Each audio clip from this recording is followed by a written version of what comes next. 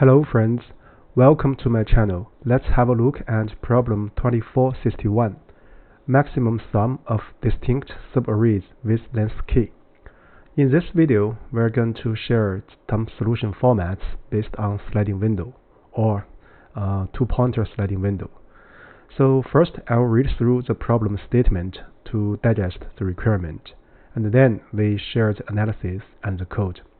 First, let's look at the problem statement. We are given an integer array called nums and an integer k. Find the maximum subarray sum of all the subarrays of nums that meet the following conditions.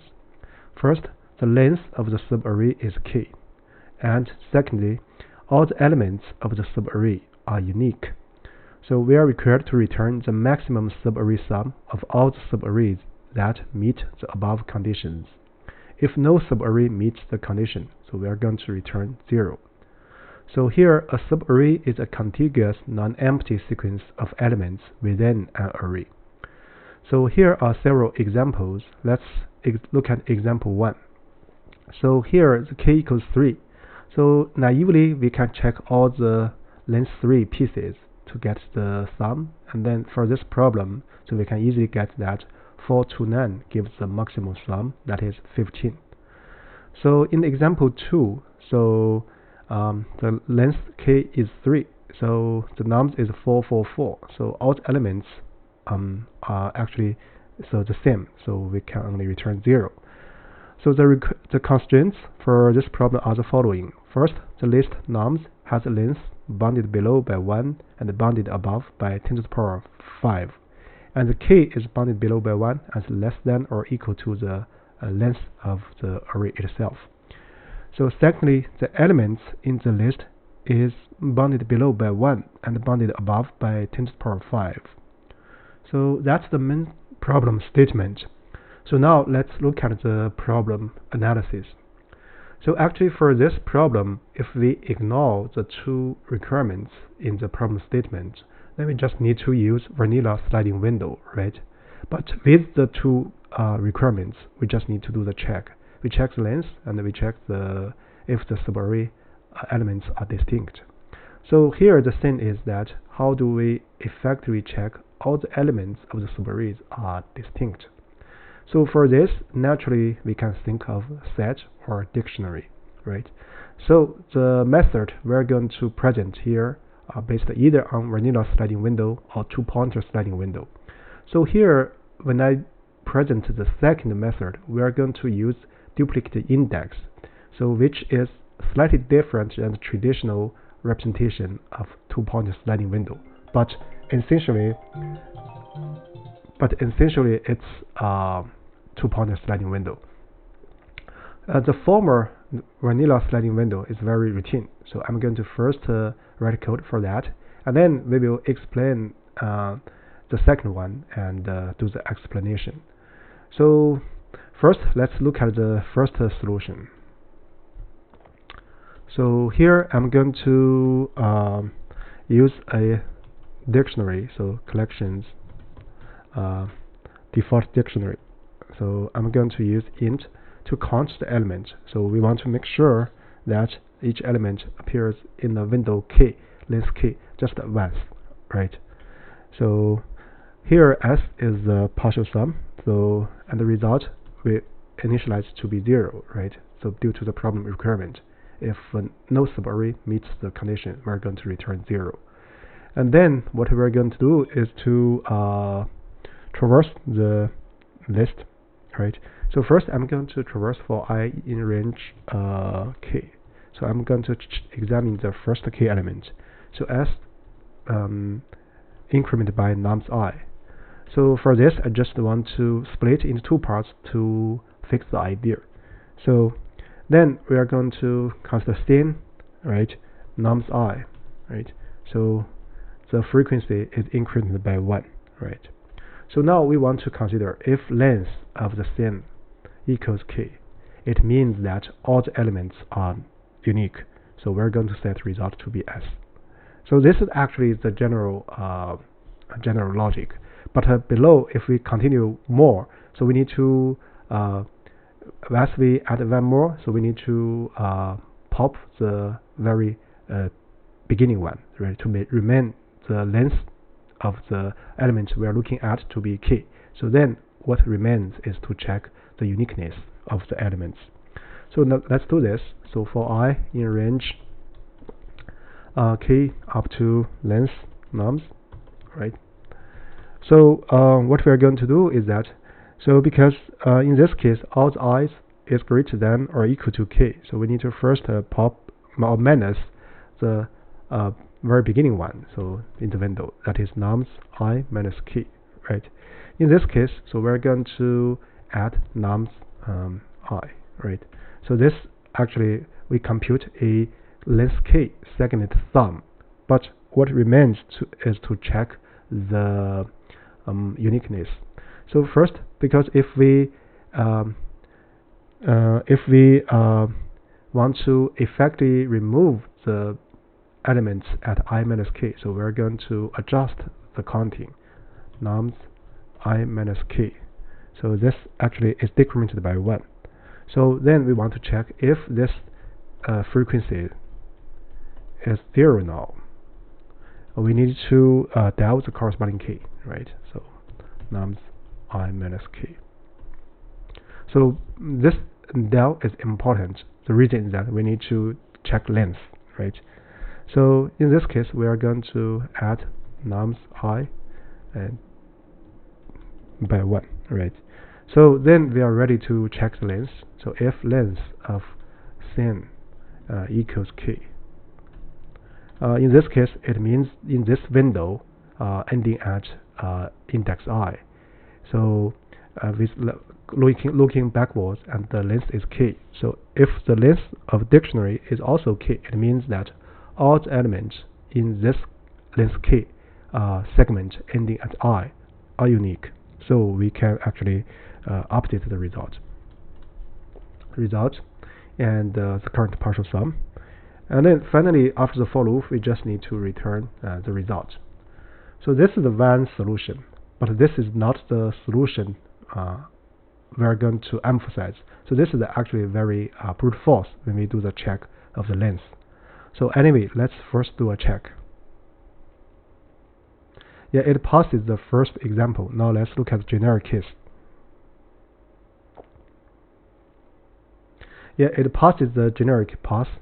So actually, if we examine this code, so this code is a vanilla sliding window, but in between, so we need to adjust the partial sum and also check the length. Especially when we check the length, this sort of brute force, right? So with that said, let me copy this function signature and to present to you the second solution we're going to emphasize. So I'm going to call this one version v1. So in this version, so basically it's a vanilla sliding window. So what we are using actually is partial sum, right? So or prefix sum if you like, and also so verbose check of uniqueness of elements in a length k window, right? So this actually is not very effective. So now let's look at the second method. So let's see what we want to do. So in the second method, so what we want to do is actually the following. For each index I, we want to find if there are valid length k segments ending at it. If so, we compute the sum. And then if we can do this kind of check for all indices, then we can pick the maximum sum to return. So that's the simple idea. However, how do we implement it effectively, or especially how do we check the uniqueness of elements? So here we could regard I as the right pointer, right? So this just connect this with the general representation of two-pointer sliding window. Then we're going to track for each num y. So y is nums I. So this is the element we're looking at. So we want to check the latest index g, where y appears before this current y, or nums I. When we do this, we do the traversal, if for each of a key consecutive elements y, its latest index g is way before, right? It's way by part. For example, the I minus j is greater than or equal to k. So in this case, it means that within the length k segment, there are no duplicates at all. Then the length k segment has no repetition of elements. Then we can check the sum using partial sum, and then pick the maximum. So the idea actually is very simple. So in this way, what's the advantage of the pros? So here we just need one dictionary to check the duplicate indices. So actually it's very convenient. So here is a walkthrough of using example 1 for the second way. So here I plan to first present the code and explain the logic in between. So if you have some difficulty in understanding the logic, then you can come back to look at this walkthrough. So this is a very detailed walkthrough. So with that said, let's look at the code. So here, what I'm going to do, so this is a two-pointer sliding window, essentially. Two-pointer sliding window. So here, what I'm using is duplicate index and the partial sum, right? So it's the same thing, same complete. So here, let me use a set. So set will be enough. No, now let's use a dictionary. So dictionary. So because we want to, let me first do this. So let me get the length of this nums, and then we initialize a dictionary. So this dictionary will store the element and the index, right? So the total will be the partial sum, so origin 0, and the answer or result is what we want to return. So we initialize it to be 0. And duplicate index, so going to be first, because there is no duplicate when we start, so we will set this to be -1. So this set is very reasonable. And then we just need to iterate or traverse the list. So for I in range n. So I'm going to, actually here you can use enumerate. So for I, y, enumerate nums, but let's keep this format. So I'm going to call y equals nums I. And then first, if we look at this current element, I'm going to increment the total by y, right? And then what we want to do is that if I is greater than k minus 1, right? So from the very beginning up to now, so we want to pop 1, right? Pop the very beginning one. So total minus equals nums I minus k, right? So this way, actually, this total sum will be the sum. So this way, let me make a comment. Total will be the sum of elements at indices. So say from I minus k plus 1 up to index I. So you compute this, count this number of elements. This is k, right? I minus this number plus 1, right? So this is a check, and then we want to check if there are duplicates. So we want to check if y in D. So let's see when y last appeared, right?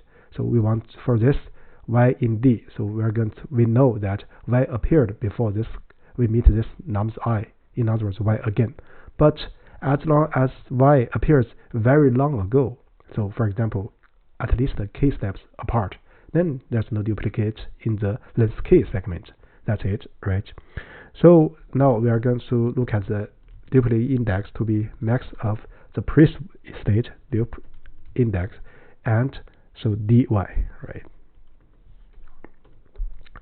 So then we are going to do a check to check if we need to update the answer.